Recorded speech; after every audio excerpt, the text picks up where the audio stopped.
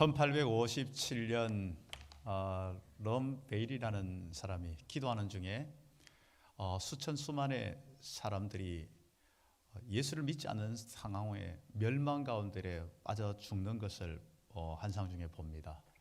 그것을 보면서 너무나 안타까운 마음이 듭니다. 너무나 안타까운 마음이 들어서 막 그 불타는 마음을 견딜 수가 없어요. 그래서 이를 위해서 내가 기도해야 되겠다. 이들이 저렇게 지옥의 멸망 가운데 떨어지는 걸 그대로 두고 볼 수 없다. 그러면서 기도를 하면서 다른 사람에게도 같이 기도하자고 이야기를 했습니다. 그렇지만 사람들은 함께 합류하지 않았어요. 그러나 묵묵히 기도하면서 사람들에게 이야기했을 때에 이제 대여섯 명이 함께 합류하기 시작합니다. 그곳에 성령께서 뜨겁게 역사하십니다. 그 다음에는 한 30여 명이 모입니다. 그 모인 자들이 막 강력하게 막 성령의 역사하시는 거 뜨거워지니까 막 100여 명이 모이고 이것이 막 기도가 확산되어지면서 전 미국으로 확산되어지면서 부흥의 막 불길이 퍼지기 시작합니다. 그러면서 멸망받아야 될 영원한 멸망 가운데 빠져야 될 그러한 사람들이 주께로 돌아오는 회심하고 돌아오는 숫자가 그보다 더 많은 수천에 이르는 숫자가 이루어집니다. 그래서 이때를 이제 런 베일의 부흥 운동이라고 이야기를 합니다. 런 베일의 이 부흥 운동에 대한 그것의 진원지가 되었던 뉴 알프톤가는 이제 런 베일의 기도의 집으로 부흥의 진원지로 지금도 이렇게 보존되고 있다고 이렇게 알려지고 있습니다. 그러면 여러분, 부흥이라는 게 뭘까요? 우리는 부흥을 이야기하면 대체로 갑자기 숫자가 100명 있었던 것이 200명, 500명, 1000명 모이는 것을 부흥으로 이야기를 합니다. 그것은 어떻게 나타나는 어떤 현상 중에 한 부분이지 그게 근본적인 부흥 아니에요. 어떤 숫자가 많이 늘어나고 어떠한 엄청난 뭔가 겉으로 드러나는 발전적인 어떠한 것을 가지고 우리는 부흥이라고 이야기하잖아요.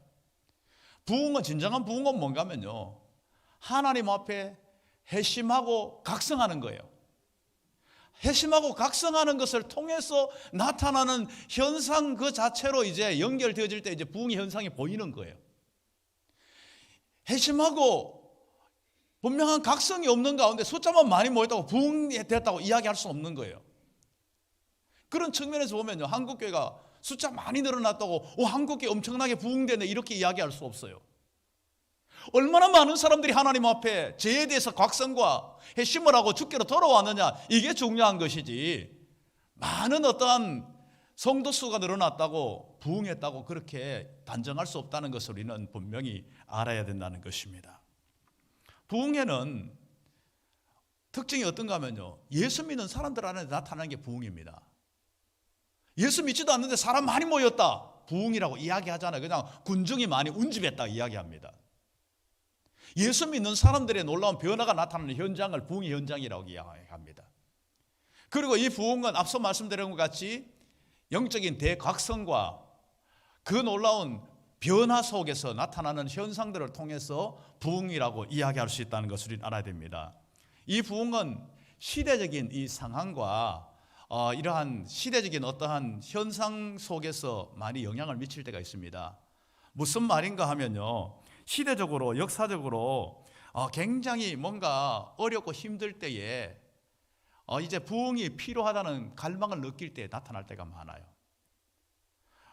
이제 영적인 막 태보 속에서 죄가 막 극성을 부리고 시대는 너무나 어두워지고 말씀은 사라지고 너무나 힘든 이 상황 가운데서 바르게 믿으려는 사람들이 애타는 마음으로 이 시대 속에서 하나님이 어떻게 이것을 헤쳐나갈 수 있습니까? 하나님 힘을 주십시오 하면서 막 간절히 갈망하고 있을 때, 이때 부흥의 역사가 많이 나타나요.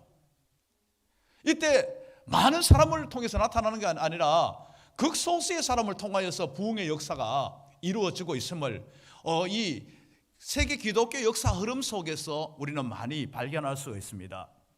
그렇다고 이러한 어려운 상황 속에서만 부흥이 그럼 어려운 상황이 되면 부흥의 역사가 일어난다, 꼭 그것은 아니에요. 사실은 시대 속에서 어렵지 않았을 때는 아무 때도 없었어요. 항상 어려웠어요. 여러 가지 사회 현상은 어렵고 가난하고 힘든 일들은 계속 이 세상 속에 있어 왔어요. 그러나 그 속에서 하나님의 간절한 개입하심, 하나님의 역사하심, 하나님의 만져주심을 간절히 고대하는 사람이 있을 때 이 일이 일어나는 것이지, 그냥 어려우면 일어난다 이것은 아니라는 것을 우리는 알아야 됩니다. 우리나라 부흥의 역사는 1907년에 부흥의 역사가 나타났습니다. 평양 대부흥입니다. 이것은 세계 교회사 부흥 속에도 기록되어질 만한 그러한 부흥의 역사가 일어났습니다. 그 시대적인 상황이 어떤 시대입니까? 1907년 같으면 일제 압제하에 있습니다. 일제 압제에 있다는 보니까 경제가 모든 수탈당하니까 경제적으로 얼마나 어려웠습니까? 심적으로 얼마나 눌려 있었습니까? 여러 가지 어렵고 힘들고 고통스러운 상황 가운데서 정말 하나님 앞에 간절히 갈망하고 찾았습니다. 하나님을 갈망하고 찾았을 때 하나님께서 이제 장대영 교회에, 평양에 있는 장대영 교회에 하나님께서 이제 하나님의 사람들 속에 그러한 마음을 허락하셨고, 그 마음이 허락되어진 그 마음을 하나님께서 만지시기 시작하니까요, 그 속에서 자신이 얼마나 악한 죄인이라는 걸 깨달아요. 얼마나 악한 죄인이라는 걸 깨닫고 난 후에 자신의 죄를 그냥 고백하기 시작해버립니다. 내가 이렇게 악한 죄인입니다 고백하면서 막 그냥 뒤집히고 변화되기 시작하는 거예요. 그게 막 교회 안에서 영향을 미치니까 교회 바깥에 있는 사람들이 보고, 세상에 대체 어떻게 저런 일이 일어날 수 있느냐, 저런 일이 일어날 수 있느냐. 그러면서 이 개망나니 같은 우리 정말 이렇게 누구 그 가면 변화되겠다, 누가 어디 가면 변화되겠다, 집어넣는 거 변화되는 거예요. 그 속에 막 들어가는 거 변화되는 거예요. 그러면서 사람들이 막 너도 나도 막 교회 와가지고 변화되게 해서 모이들이 시작하면서 평양 대부흥의 역사가 일어나게 된, 그게 막 전국 각처로 막 번져나간 거예요. 덜풀처럼 번져나간 거예요. 이 부흥의 이 역사가 이렇게 이루어지게 되었다는 것입니다. 부흥은 전적인 하나님의 역사입니다.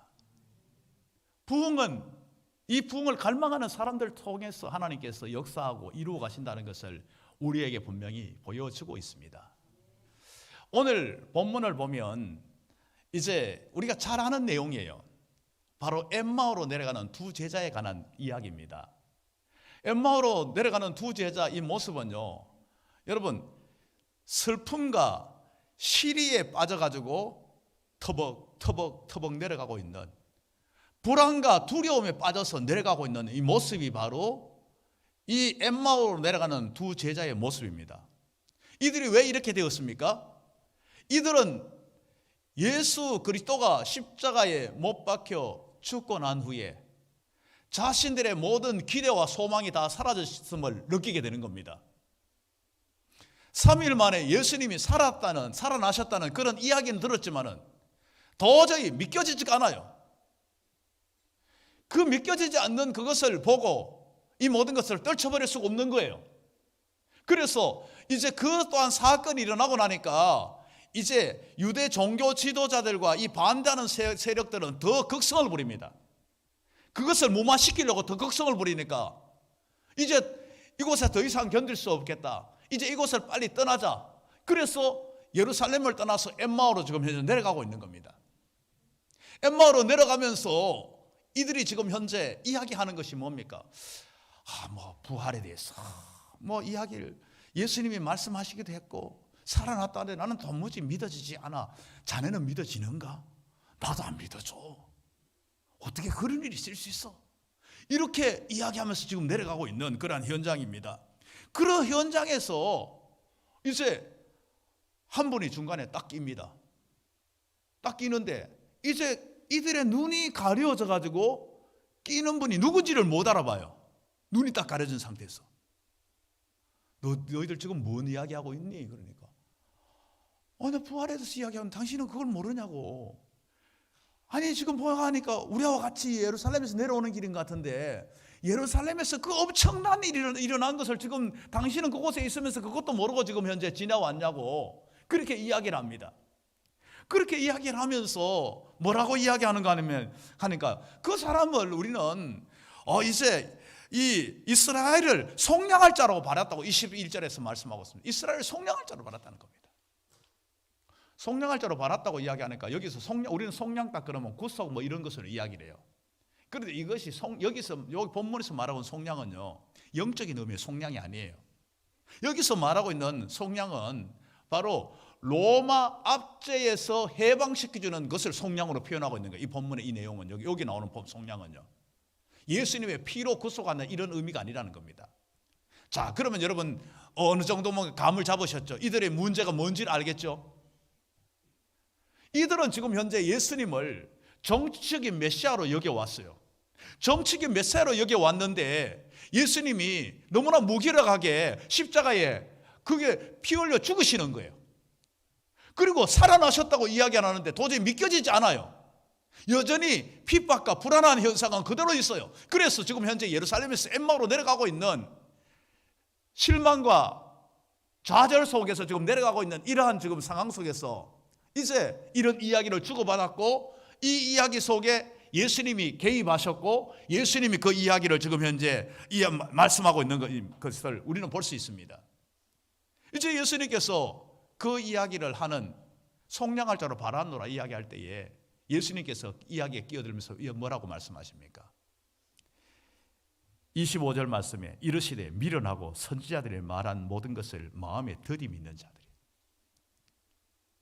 지금 예수 그리스도께서 이 땅 가운데 오시는 것에 대해서 선지자들이 계속해서 예고했었던 이야기 내용들이에요. 예수님이 오시는 것에 대해서 선지자들이 계속 이야기했던 내용이에요. 예수님께서도 계속 누차 말씀하셨어요. 이제 십자가에 죽으시고 3일 만에 부활하신다는 이 내용을 계속 이야기하셨어요. 그런데 이들은 이 내용을 그대로 받아들이고 믿지 못하고 있는 거예요. 예수님께서 그렇게 말씀하셨고 성경에 나오는 그 내용이 그렇게 말씀하고 있는데도 이들은 더디 믿고 있는 거예요. 믿지 못하고 있는 거예요. 믿지 못하니까 지금 현재 실망과 좌절 속에 빠져 있는 이 상태를 벗어나지 못하고 있음을 보여주고 있다는 것입니다. 이들은 예수님의 부활을 절대로 믿지 못하는 안타까운 그 상황에 그대로 빠져 있는 거예요. 사람은 희한합니다. 잘 믿지 못하는 사람은요, 무슨 일을 뭐를 갖다 줘도 안 믿어요. 안 믿어져요. 그 안 믿는 사람들은 예수님이 오셔가지고 직접 말씀하셔도 뭐 예수님인지 뭘로 증명해? 그러면서 안 믿어요. 그러나 잘 믿는 사람들은 정말 순수하게 이것을 받아들여요. 이들은 지금 현재 안 믿고 있는 이 모습입니다. 안 믿고 있는 모습이에요. 안 믿고 있는 이 모습이 되니까 어떻게 됩니까? 이들은 자신들이 원하는 어떠한 틀 속에서, 자신들이 이야기하는 메시아라는 어떠한 틀 속에서, 정치적인 메시아 틀 속에서 이루어지지 않으니까 모든 것들이 끝장난 것처럼 이제 믿음의 그 자리를 떠나서 반대 방향으로 가고 있는 것을 보여줍니다. 우리도 그 모습이 될 수가 있어요.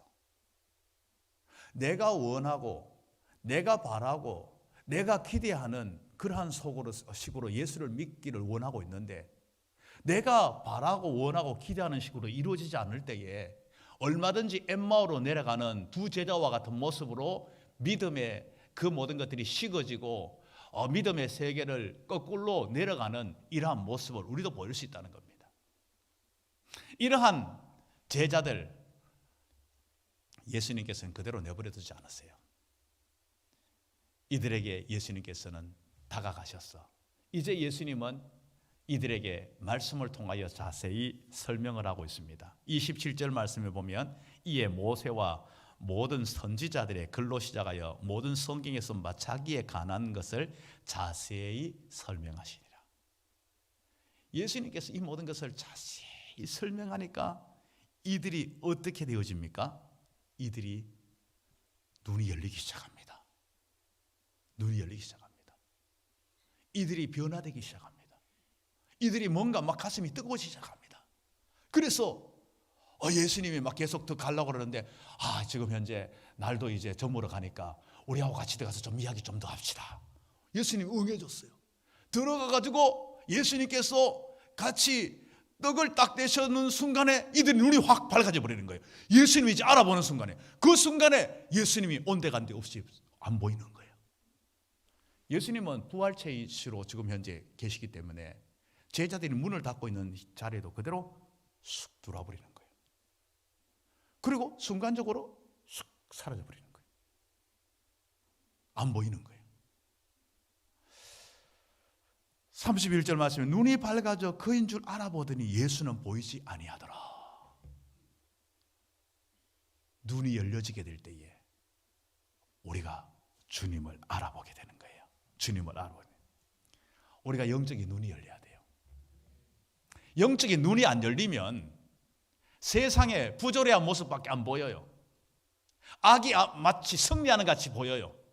그래서 내가 손해보지 않고 악에게 손해보지 않기 위해서는 나도 더 악하게 행동해야 된다고, 나도 저 상황에서 손해보지 않고 지지 않으려고 내가 저 속에서 뛰어들어가지고 싸워야 된다고 생각하면서 그렇게 해나가요. 그러나 영적인 눈이 열리게 되면 그 모든 악의 모든 세력들은 하나님 앞에 결국은 다 심판받는 것이 보여져요. 그리고 결국은 하나님께서 승리하신다는, 하나님께서 이 모든 것을 심판하신다는 것을 보게 돼요. 코앞에 있는 현상만 보지 않고 이 모든 것들의 결과적인 모든 것을 다 보게 되는 거예요. 그래서 코앞의 것을 보고 드러나는 현상만 보고 실망하거나 그것 때문에 그러한 삶을 함부로 우리는 살아가지 않는다는 것을 우리에게 보여주고 있다는 것입니다. 사람은요, 육신의 눈이 있고 영적인 눈이 있어요. 육신의 이 눈이 모든 걸 다 볼 것 같지만 다 보지 못해요. 우리의 육신의 눈은 한정되어 있잖아요. 큰 것도 작은 것도, 너무 가까운 것도 너무 멀리 있는 것도 못 봐요. 이렇게 연세가 들면 우리가 자연스럽게 노안이 찾아옵니다. 노안이 찾아오면 가까운 것은 잘 못 봐요. 그리고 멀리 있는 것을 잘 봐요. 이것을 두고 사람들이 그러더라고요.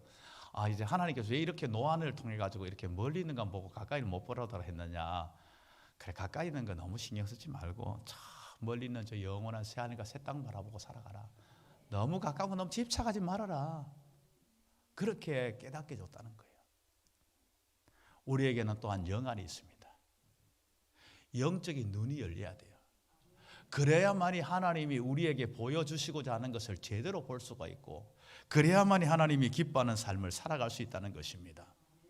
영적인 눈을 떠야 됩니다. 영적인 눈을 뜨면요, 세상의 모든 모습 속에서 우리는 탈피합니다. 세상의 어떠한 구조 속에서 매이지 않아요. 그 모든 것들을 벗어나서 우리는 승리할 수 있게 된다는 것입니다. 31절에 나오는 눈이 밝아져 이 말씀과 또한 32절에 나오는 성경을 풀어준다는 말씀과 45절에 나오는 마음을 연다는 이 말씀이요, 희한하게 단어가 같은 단어를 쓰고 있어요. 같은 단어. 무슨 단어입니까? 같은 단어, 바로 눈이 밝아졌다는 이 같은 단어를 쓰고 있어요. 우리에 그렇습니다. 이 눈이 열려야 영적인 세계를 볼 수 있고, 눈이 열려야 말씀이 분명히 보여지게 되고, 눈이 열려야 하나님의 뜨거운 사랑을 깨닫게 된다는 겁니다. 우리의 눈이 열려져야 된다는 겁니다. 우리는 눈이 열려져야 됩니다. 영적인 눈이 열려져야 됩니다. 새해에는 여러분들에게 정말 이 영적인 눈이 열려지길 바랍니다. 영적인 눈이 열려질 때에 기도의 문이 열립니다. 영적인 눈이 열릴 때 하늘 문이 열리고 하늘의 은혜와 빗줄기를 경험하게 될 것입니다. 은혜의 빗줄기 경험해야 돼요. 여러분, 이렇게 눈이 열려지게 될 때에 우리의 있는 삶의 현실 속에서 막혀져 있는 그 모든 것들을 열 수 있는 그러한 것들이 우리 가운데 나타나게 돼요. 우리는 이러한 눈이 열려져야 한다는 것을 우리는 잊지 말아야 됩니다. 그리고 32절 말씀이 같이 한번 보도록 할게요. 같이 읽습니다. 시작. 그들이 서로 말하되 길에서 우리에게 말씀하시고 우리에게 성경을 풀어주실 때에 우리 속에서 마음이 뜨겁지 아니하더냐 하고, 성경 풀어줄 때 마음이 뜨겁지 아니하더냐. 여러분, 마음이 뜨거워져야 됩니다. 마음이 뜨거워져야 돼요. 부흥이 일어나는 사람의 마음은 뜨거워집니다. 뜨거워집니다. 참 안타까운 것은요, 뜨거워져야 될 때 안 뜨거워지고 안 뜨거워져야 될 때 뜨거워지는 게 문제예요. 여러분, 안 뜨거워져야 될 때 뜨거워지는 게 뭡니까? 열 받아가지고 막 뚜껑 열려가지고 막 뜨거워지는 거. 이건 뜨거워지면 안 되는 거예요. 이거 뜨거워지면 안 돼. 막 뚜껑 열어가지고 막 그냥 막 열 받아가 어쩔 줄 몰라 하는 겁니다. 운전하다가 막 그냥 막 중간에 확 끼어들었다고 막 내가 저거를 내가 가만히 두면 내가 인간이 아니지고 막 따라가가지고 막 내려가지고 이야 운전 똑바로 못다 막 그러고. 제가 그런 게 아니에요. 저는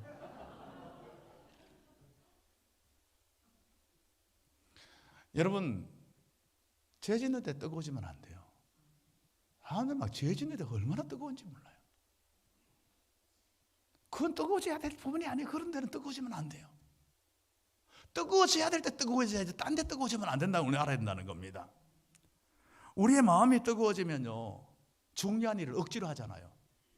여러분 마음이 뜨거워지면 기도하면요 기도가 쉬워요. 기도가 힘들잖아요. 마음이 뜨거워져가지고 봉사하면요 봉사가 즐거워요. 우리 교회 정말 마음이 뜨거워져 봉사하는 사람 보면요 신기해요. 얼마 전에 새벽에 막 눈이 확 내렸어요. 내렸는데 교회 왔는데 눈이 하나도 없는 거 우리 교회 앞에는요. 앞뒤로 눈이 하나도 없어요. 대체 이거 누가 쓸었나? 봤더니 새벽 3시에 웬 여자 집사님이 와가지고 눈을 깨끗이 다 쳐버린 거예요. 이거는 뜨거워지지 않은 사람은 못해요. 교회를 정말 뜨거워지지 않으면 못해요. 이분이 뜨거워지지 않았을 때 이분이 여기 안 계셔가 내 이야기는 알려주지는 마세요. 뜨거워지지 않았을 때는요 예배당에 제일 빨리 나갔어요. 교회 머무는 시간이 제일 짧았어요. 예배 끝나기가 무섭게 착 나가버리고 시간 되면 탁 오고. 그러나 뜨거워지니까 막 그냥 예배 주일 예배뿐만 아니라 수요일 금요일 막 예배 막 그리고 그것도 막 부족하지 평 막 시간만 나면 그 다음에 막 주님을 뜨겁게 사랑하니까 막 교회를 사랑하는 마음이 막 절로 나오니까 막 교회에 뭐 살필 거 없나 해가지고 막 온 데 다 살피고 그리고 막 새벽이 돼 눈이 오니까 이야 새벽 기도 올 때 미끄러지면 안 되지. 그러면 내가 미끄러져 일찍 가서 쓸어야지 해가지고 눈을 막 다 쓸어낸 거예요. 이런 분이 한두 명이 아니에요 우리 교회요. 막 새벽이 되면 막 그냥 사람들이 뭐 너도 나도 지금 현재 준비가 다 돼 있어요. 그 다음 2번 타자 3번 타자 준비 다 돼 있고요. 이런 아침부터 막 이런 새벽부터 교회 청소하는 모습을 보면요 그분들이 뜨거운 가슴 가지지 않고는 할 수 없는 사람들이에요. 너무나 귀한 모습을 봅니다. 우리가 마음이 뜨거워져 가지고 전도해야 전도가 쉬워요. 그건 막을 자가 없어요. 마음도 안 뜨거워지는데 전도하라 그러면 뭐 오늘도 뭐 주보에 뭐 적혀 있어 보면요 이거 뭐 전도 작정 서한데요. 이거 뭐 쓰라 그러면 괴로운 거예요. 뭐 누가 쓸 사람이 있어야지 자꾸 쓰라 그러는데 뭐 정말 괴로운 거예요. 이래가지고 전도 억지로 해 나가라 그러면 누가 뭐 전도제라도 하나 주거나 뭐 했는데 막 왜 이런 거 하지 마세요. 코로나 때 왜 이런 걸 하고 있어요. 막 그러면 내가 다시 하지 말아야지. 절대로 내가 하지 말아야지. 마음에 막 다짐을 하는 거예요. 그러나 마음이 뜨거워진 사람은 막을 수가 없어요. 너의 영혼이 지금 죽는데 너가 지금 지옥 형벌 당하는데 너는 지금 몰라서 지금 현재 그러고 있는데 내가 그렇다고 내가 간둘 수는 없지. 절대로 포기하지 않는 거예요. 여러분 마음이 뜨거워지지 않는 거 이거 우리는 대체로 심각하게 생각하잖아요. 우리 대체로 그렇잖아요. 한국 교회가 지금 현재 약간 미지근해요. 다 일반적으로 미지근해요. 이거 우리는 뭐 서로 인정해야 돼. 인정할 건 인정합시다 우리요. 미지근하다 보니까 미지근한 게 정상적인 줄 알아요. 정상적인 줄 알아요. 그런데 미지근한 건 정상 아닙니다. 요한계시록 2장 3장에 소아시아 7대 교회가 나와요. 소아시아 7대 교회를 성령께서 진단하셨어요. 성령이 교회들에게 하시는 말씀을 하면서 진단을 했어요. 그 진단 속에는 책망도 있고 그 다음에 칭찬도 있어요. 어떤 교회는 책망과 칭찬 두 개를 동시에 받고 어떤 교회는 칭찬만 받고 어떤 교회는 책망만 받아요. 책망만 받은 교회가 한 교회가 있는데 그게 바로 라오디게아 교회예요. 라오디게아 교회의 대표적인 정세가 뭔지 알아요? 차지도 덥지도 않는 미지근한 상태예요. 입에서 토하여 내칠이라고 말씀하고 있어요. 자, 이렇게 되면 우리는 미지근한 상태가 얼마나 심각한 상태인지를 보여주고 있는 거예요. 라오디게아는 전체적으로 미지근했을 거예요. 다 미지근했을 거예요. 그러니까 다 미지근하네. 나도 미지근해도 괜찮네. 우리가 괜찮으면 안 된다는 거예요. 주님 보실 때 괜찮아야 돼요. 현대교회가 다 미지근하네? 뭐 옆에 있는 뭐 다들 미지근한데 뭐 내가 어떻다고 뭐 문제가 있다고. 주님 보실 때 이 상태가 정상적인 상태가 아니라는 거예요. 우리 가슴이 뜨거워져야 됩니다. 뜨거워져야 돼요. 우리가 생각해 보세요. 지금 모든 움직이는 거, 하늘을 나는 비행기, 바다를 파도를 헤치며 나가는 선박, 땅에 움직이는 자동차, 공장을 움직이는 기계, 이 모든 건 뭘로 움직입니까? 불로 움직입니다. 불의 힘으로. 거기서 막 불을 막 태워가지고 이 동력을 만들어내는 거예요. 여러분, 우리 예수 믿는 사람은 성령의 불로 뜨거워져야 우리가 뭔가 살아납니다. 나도 살고 다른 사람들도 살리는 겁니다. 우리의 심령에 뜨거운 불이 있어야 내가 살아요. 영적인 병이 안 들어요. 시험이 안 들어요. 나만 사는 게 아니라 교회도 살리고 가정도 살리고 이 민족도 살립니다. 여러분, 뜨거워져야 됩니다. 뜨거워지기를 바랍니다. 그러면 무엇으로 뜨거워져야 됩니까? 뭘로 뜨거워져야 돼요? 뜨거워져 구체적으로 그냥 막연하게 뜨거워져야지 하면 되지 않아요. 뭘로 뜨거워져야 됩니까? 여러분, 말씀으로 뜨거워져야 됩니다. 오늘 분명히 말씀하고 있잖아요. 모세와 선지자 이걸로 시작해 성경에 자기가 자세히 설명하시니라 이 말씀을 하시는데 27절에서 뭐라고 말씀합니까? 성경을 풀어주실 때 우리 마음이 뜨겁지 않으느냐? 여러분, 말씀 앞에 여러분의 심령이 뜨거워지길 바랍니다. 오늘 말씀을 듣는 여러분의 심령이 뜨거워지길 바랍니다. 여러분이 말씀을 읽을 때, 성경을 공부할 때 가슴이 뜨거워지길 바랍니다. 예레미야 23장 29절 여호와의 말씀이니냐 내 말이 불같지 아니하냐. 하나님의 말씀은 우리를 뜨겁게 하는 불같은 말씀입니다. 말씀이 임할 때 뜨거워지는 게 정상이에요. 말씀이 많은데도 아무 감각 없고 무덤덤하고 냉랭하다면 정상적인 나의 반응이 아니라는 것을 우리는 알아야 된다는 겁니다. 이 말씀은 어떤 말씀입니까? 히브리서 4장 12절 말씀, 하나님의 말씀은 살아있고 활력이 있어 좌우의 날선 어떤 검보다도 예리하여 혼과 영과 관절과 골수를 찔러 쪼개기까지 하며 또 마음의 생각과 뜻을 판단하시나니. 이러한 말씀이 우리 가운데 임하는데 우리가 무덤덤 냉랭하다면 이게 정상적인 상태가 아니라는 것을 우리는 알아야 된다는 것입니다. 이 말씀이 얼마나 우리는 중요한지 알아야 됩니다. 여러분, 믿음은 들음에서 나옵니다. 들음은 여호와의 말씀입니다. 여러분, 뜨겁게 믿기를 원하십니까? 여러분, 말씀을 뜨겁게 받아야 됩니다. 그래야 믿음이 뜨거워집니다. 여러분, 그리고 우리가 무엇에 뜨거워져야 됩니까? 찬송에 뜨거워져야 됩니다. 찬송에 뜨거워져야 돼요. 부흥하는 교회와 성도의 모습은요, 뜨겁게 찬송하는 모습이에요. 뜨겁게 찬송해요. 찬송이 뜨거워져야만이 여러분의 심령이 뜨거워지고 부흥의 역사가 나타나요. 여러분, 개인적인 식으로 한번 여러분 살펴보세요.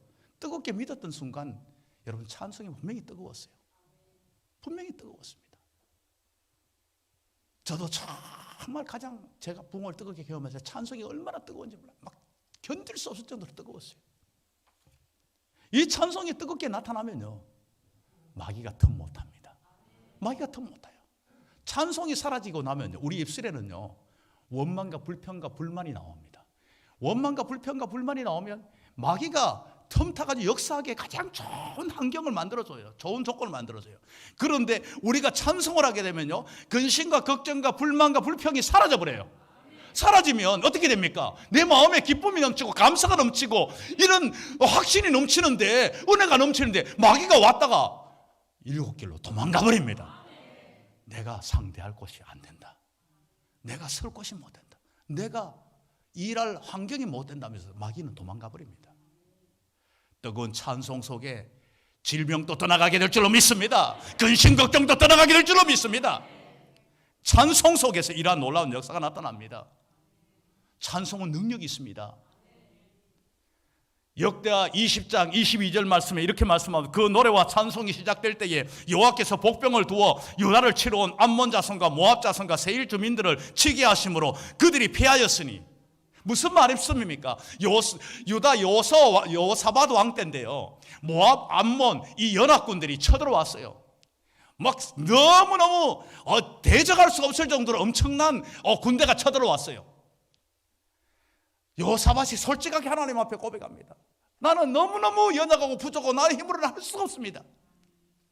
그렇게 고백하고 나니 하나님이 내 힘이라는 것 고백하고 난 후에 세상에 전쟁을 치르러 나가는데 성가대 다 모이세요. 성가대 복장을 입고 모이세요. 그래서 앞에 서세요.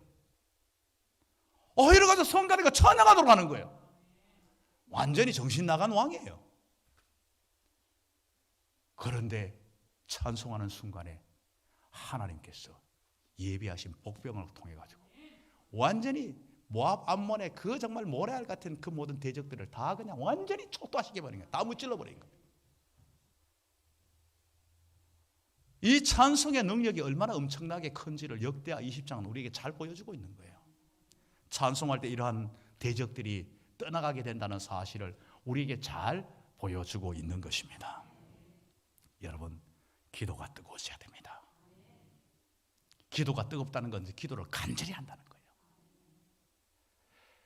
기도를 하나님께서는 분명히 들으시고 역사하신다는 사실을 믿을 때에 기도가 하나님 내가 기도하기는 하는데요, 들어주든지 말든지 들어주시면 고맙고요, 안 들어준다면 나도 방법이 있어요. 이런 식으로 기도하는데 하나님 들어주실 리가 있습니까? 하나님 안 들으시면 안 돼요. 하나님밖에 없어요. 내가 정말 힘과 능력은 하나님밖에 아닌 거 알잖아요. 하나님 도와주세요. 하나님 붙잡아 주세요. 막 간절하게 뜨겁게 기도할 때 그 기도 속에 하나님께서 놀랍게 역사하시는 것입니다. 기도가 교회를 새롭게 합니다. 기도가 나를 완전히 이렇게 세웁니다. 우리 가정을 세웁니다. 기도의 놀라운 여러분 능력과 은혜를 체험해야 됩니다. 이러한 것을 여러분들이 처음 하지 않을 때 기도의 능력을 모를 때 기도는 그냥 마지 못해가지고 그냥 하라 그러니까 하는 식으로 되어버린 겁니다. 그러나 기도의 능력과 은혜를 체험하면요, 기도는 생명줄로 여깁니다. 기도 안 하면 나는 못 산다. 기도하지 않으면 나는 어떻게 할 방법이 없다. 이렇게 되어지게 되는 것입니다. 여러분, 내가 먼저 뜨거워져야 됩니다. 내가 먼저 뜨거워져야 됩니다. 우리는 때로는 돌팔이 목수 연장나무라듯이 자꾸만 주변 탓을 많이 할 때가 많아요. 교회가 뜨겁지 않아가지고 우리 가정이 예수 믿을 형편이 안 돼가지고 이 시대가 내가 제대로 믿을 수가 없어. 자꾸만 조상 탓하고 연장나무라고 그런 경우는 절대로 어떠한 것을 기대할 수가 없어요. 문제는 나로부터입니다. 나로부터. 내가 살면요, 가정이 살고, 내가 살면 교회가 살고, 내가 살면 이 민족이 살아요. 내가 살아야 돼요. 부흥은 나로부터입니다. 나로부터.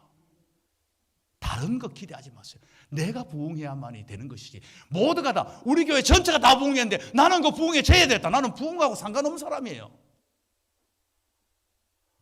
저는 금년에 하나님께서 우리 교회에 놀라운 부흥의 역사를 허락하실 줄 믿어요.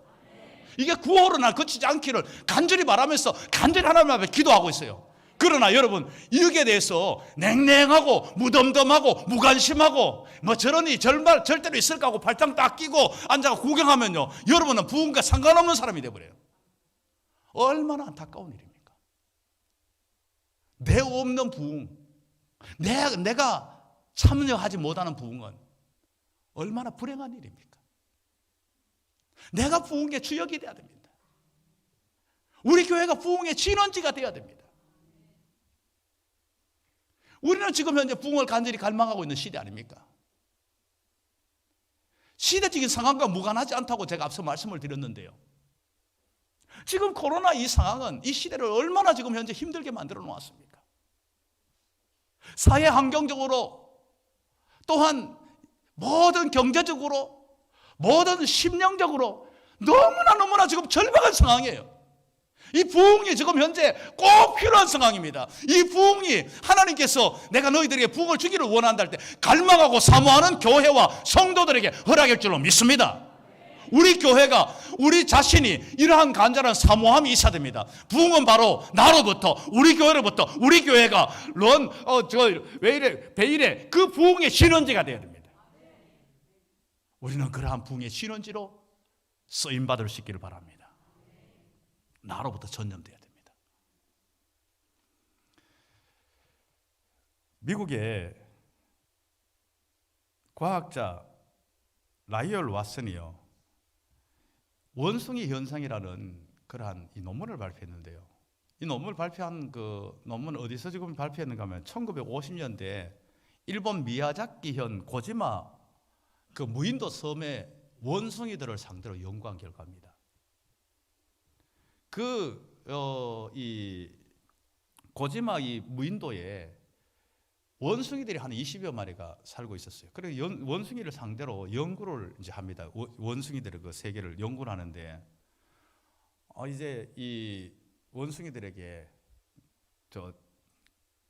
뭡니까 이 모래사장에 그 바다 모래사장에다가 고구마를 막 던져줬어요. 던져주니까 원숭이들이 막 쫓아가가지고 모래사장에 있는 고구마를 막 손으로 막 털어가지고 막 먹어요. 막 먹는데 두 번째 날 또 던져주고 막 몇 번 했더니 그 중에 한 이제 원숭이가 1.5년이 지난, 그러니까 그 원숭이 나이는 우리 나이하고 다르지만 한테 1년 반 지난 그 원숭이 한 마리가 뭐 좀 똑똑한 원숭이가 봐요. 그 중에서는 갑자기 그 바다 가까이로 가서 바다 물에다가 이렇게 건드려가 씻어가지고 이 먹는 거예요. 그러니까 이 뭐 그냥 터는 거 막 털어도 우리가 뭐 모래사장에 털어봐도 뭐 별로 많이 안, 그런데 원숭이도 우리하고 이빨도 거의 똑같잖아요. 입에 넣으면 막 모래가 막 씹히면 뭐 기분이 좋겠어요. 뭐 그냥 털어도 그랬는데 물에 딱 씻어가지고 먹으니까 괜찮을 거 아니에요. 그래서 물에 씻어가지고 막 먹었어요. 먹으니까 저거 봐라, 저 원숭이는 물에 씻어 먹네. 가가지고 한 마리가 더 가서 물에 씻어. 물에 씻어보니 찌도 괜찮고 깨끗하게 씻겨져. 또 다른 놈 또 와가지고 또 씻겨 먹고 나중에는 20마리가 다 씻어가지고 뭐 어떡하는 거예요. 한 마리. 그러니까 이게 뭔가 하면요, 이걸 가지고 집단 행동 감염 현상이라는 것을 발표한 거예요. 그러면서 나중에 다른 어떤 이제 이거 뭐 곤충에게도 뭐 모든 그 뭐 포유류 뭐 이렇게 이런 거 다 이렇게 연구를 봤더니 다 똑같이 집단 이제 이 그 행동 감염 현상이 있더라는 거예요. 이거 인간에도 똑같다는 거예요. 무슨 말씀을 드리려고 이 말씀을 드리는가 하면요, 내가 좋게 변화되고 나면 그러면 다른 사람에게 영향을 미친다는 겁니다. 내가 부흥을 뜨겁게 경험해가지고 내가 새 사람이 되고 내가 정말 변화된 사람이 되어지게 되면 이 부흥의 역사는 다른 사람에게도 영향을 계속 미쳐나간다는 겁니다. 우리 교회가 다른 교회에 영향을 미치고 나 자신이 다른 성도들에게, 내가 다른 가족들에게, 이웃에게 영향을 미친다는 겁니다. 내가 그러한 부흥의 주역이 되어야 됩니다. 우리 교회가 그러한 부흥의 진원지가 되어야 된다는 것입니다. 내가 이를 위해서 정말 더디 믿으면 안 돼요. 내가 믿는데 좀 약간 약하다 싶으면요, 하나님 나에게 믿음을 줬어. 나는 원래 의심이 많은 사람인데 이 의심을 제거해 주시고 믿음을 달라고 간절히 구해야 됩니다. 나는 원래 좀 냉랭한 사람인데 하나님 나 좀 뜨겁게 해주십시오. 찬양할 때도, 말씀을 들을 때도, 기도할 때도 좀 뜨겁게 간절하게 절박하게 하게 해달라고 여러분 구하세요. 그래야만 여러분의 부흥의 주역이 됩니다. 부흥에서 제외되면 안 되잖아요. 그래야 됩니다. 이렇게 되어지게 될 때에 우리는 정말 나를 통하여서 다른 사람을 살립니다. 이렇게 되어지니까 이들은 어떻게 됩니까? 이제 이들이 그 예수님을 통해서 부흥을 경험하고 나니까, 이들이 변화되고 나니까 그 자리에 머물러 있을 수가 없어요. 이들이 이제 그 시로, 그 때가 뭔지 어느 때인가 하면요, 29절 말씀 보면요, 저물었을 때입니다. 그리고 이미 엠마오로 와가지고 숙소에 들어왔다는 것은 지금 현재 엠마오하고 이제 그 예루살렘하고 거리가 25올이라고 이야기합니다. 25올이면 여러분 계산이 바로 나오잖아요. 심리가 4kg예요. 이 심리만 8kg예요. 그러면 오리가 남았잖아요. 이가 더하면 10kg예요. 10kg를 지금 밤에 다시금 거꾸로 돌아간 거예요. 거꾸로 돌아간 거예요. 왜 거꾸로, 내일 가면 될 거 왜 거꾸로 돌아갑니까? 너무너무 감격스럽고 너무너무 좋은 일이고 너무너무 정말 큰 일을 경험했을 때는 그 자리에 그 밤을 그대로 지낼 수가 없어요. 다시금 돌아갑니다. 다시금 예루살렘에 돌아가가지고 우리가 예수님 만났다. 베드로가 예수님 만난 걸 이야기하니까 우리도 만났다.